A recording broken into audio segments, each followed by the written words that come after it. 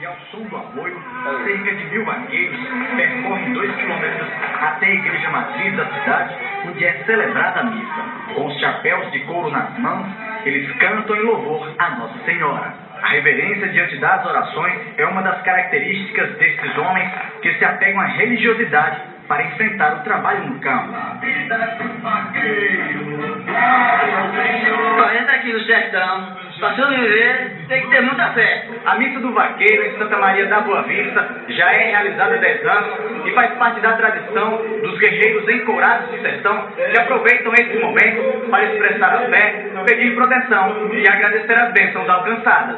Um dos instantes mais emocionantes da celebração é quando são entoados os aboios em homenagem aos vaqueiros que já morreram. Na hora do ofertório, os vaqueiros deixam no altar objetos do cotidiano e instrumentos usados no pastoreio dos animais.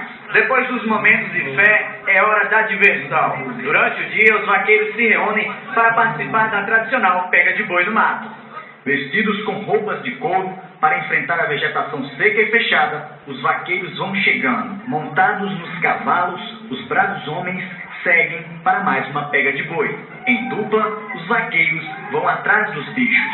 Depois de horas lutando para pegar o boi, eles retornam com as tabuleiras, conhecidas como medalhas de couro, que ficam penduradas nos animais. Rapaz, é imposto demais, velho. A profissão do vaqueiro é pra quem gosta e tem coragem. É cansativo e tem que jogar duro, tem que correr pra cima, porque nosso negócio é assim mesmo e tem que correr com boi. Com garra e coragem, esses homens expressam a fé e a força que são características marcantes dos bravos guerreiros do sertão.